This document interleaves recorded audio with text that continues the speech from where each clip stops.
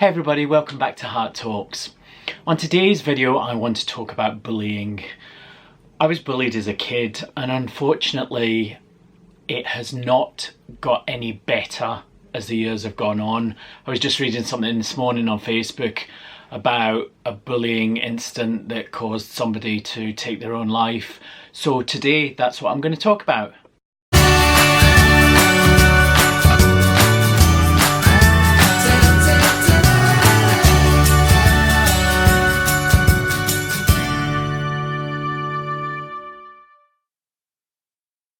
Okay everybody, so as I said before, I'm going to talk about bullying today. Now at school I was this really cute kid. Yeah, I was cute. Do you want to see a picture? This is embarrassing. Okay, I'm going to post a picture here. Now this was me at school. I was quite chunky, wasn't I? I was a roly-poly kid. But I didn't get bullied about that. When I can first remember being bullied is when I was in primary school in Scotland, and I'd just come to the school, so I was the new kid anyway, so that was an excuse for people to bully you. But I was bullied by two boys and I remember them, I remember their names, I remember their faces, I remember them so clearly, and I was bullied by them for the duration of my time in primary school, which is up to about 13, and then throughout high school, really until I was about 16, until I left high school. And yeah, I was bullied by them, and I remember the things they said, I remember the names they called me, and they were calling me gay and faggot and poofter before I even really knew it myself. You know, when I was at primary school, I didn't know. I knew that there was something, but I didn't know what it was. I had one friend at primary school, his name was Max, and luckily I remember being able to go to Max, or Max looking out for me, or us looking out for each other, because he used to get bullied as well by these guys. And it definitely had an effect on me as a child. It definitely did. And I remember that there was this time where one of these boys had me in the corner of the playground, and I was in between two walls, so I was right there and the walls were like that, so I was cornered in, and he went to punch me and I ducked and he hit the wall, and there was a big copper pipe behind me and he punched the copper pipe and fractured his hand. And I always remember being so satisfied, you know, being able to go around and say, oh, I fractured his hand. But it wasn't fun, it wasn't pleasant, and as a young kid I remember being really struggling with it. And it's amazing now, all these years later, how bullying is still going on. It's rife, and in a way, I don't want to say it's got worse, but in a way it's got more severe, in the way that people can bully you from behind a keyboard, from behind a computer. You know, they can say things and do things. I received a message from a guy saying that all people with HIV should be exterminated. I also received a message from the Gareth Thomas video I did saying that fags must die. Just really, you know, and I just think, how is bullying still going on all these years later? You know, why have we not done something to try and improve that? So it's an issue that keeps going on, and I think if you're a parent, it must be something that, you know, you've got to be so aware and so careful of, because there's so many kids. It's so sad to see the amount of times you're opening a newspaper or putting the internet on and seeing that some kid has hung themselves or has committed suicide in one way or another. So yeah, pretty grim, I know, but I just think it's important to talk about these things, and for us to be more aware, and for us to be able to be doing something and saying something and not allowing it to go on. You know, my friend Jennifer, who is another HIV advocate, I'll put the video up here of the interview I did with Jennifer, and she's had some really, you know, horrible stuff said about her, you know, and she's wonderful, you know. So it still goes on, and it's still there, and it's something that needs to be addressed and needs to be focused on a lot more. So I survived. I went from being that little chubby kid to being who I am now. And yeah, you know, bullying still affects me. And I would be a liar if I said that, you know, when I got that message saying that all people with HIV should be exterminated, that it didn't bother me, because it did, you know.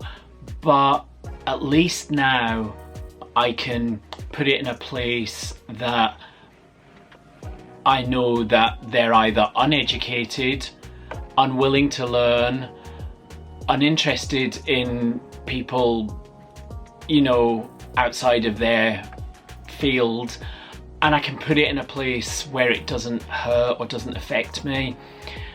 The problem is that some people can't do that, or are getting it so constantly that there's just no escape from it. I was watching When We Rise, which was an 8-part drama that was done by Dustin Lance Black, who also did Milk. And it was the story of Cleve Jones, who was an advocate from 1972. That's when it starts. And Cleve's 18 at that time, and he goes off to San Francisco, to this mecca, you know, of gay liberation and freedom. And he gets there, and there was so much persecution, there was so much that was done to the gay, lesbian, trans community, you know, in that time, you know, at that time, you know. And it took years for you know, the community to start being recognised and being noticed. And you know, they had to fight, and Cleve Jones fought and fought and fought. This drama ends in 2015 when the laws changed for gay LGBT marriages to be able to happen. And I was really emotional by the end of it, because I remember going to my friend's wedding in San Francisco and being in City Hall, where Harvey Milk was murdered, but also where all these people were getting married. And emotional. But you know, it was just, yeah. And you know, I'm writing a play with my writing partner Lance, not Dustin Lance Black, a different Lance. And we're writing this show, and it's so important, and I'm so passionate about it. You know, every time we meet, I just feel I want this to be amazing. And so watch out for more updates on that. The Q&A for the Hart Talks fourth birthday is coming up. So please ask questions. I've asked before, and I've got one question, and it was a rude question, Bill. But ask me anything, you know. Ask me rude questions if you want to, but please ask me questions, because I like to do a Q&A on the anniversary of Hart Talks every year. And you can message me either here, you can ask your question here. I'm going to put in my links for Twitter, for Instagram, and you can message me on there as well. So please, I'd love to know what you want to know about me, or about thoughts, or about feelings, or about experiences, or whatever. Please just ask.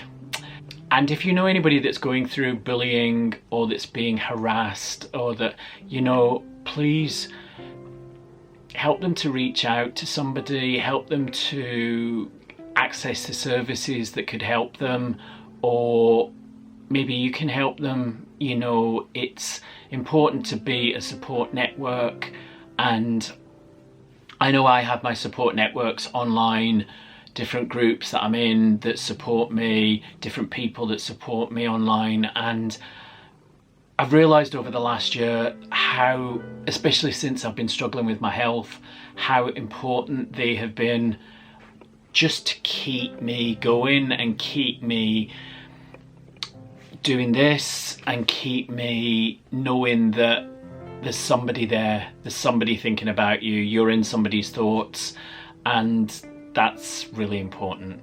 Okay, I've been talking for long enough, so I'm going to shut up and I will see you in 2 weeks' time. Please be good, please be careful, please be nice to each other, and I'll see you very soon, okay? Take care, everybody. Lots of love. Sorry, just a little extra bit. I bought Gracie one of these relaxation beds. I bought Gracie and Gus one for Christmas.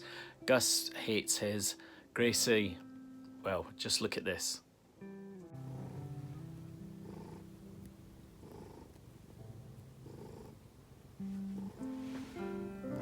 Is that nice, Gracie? You happy?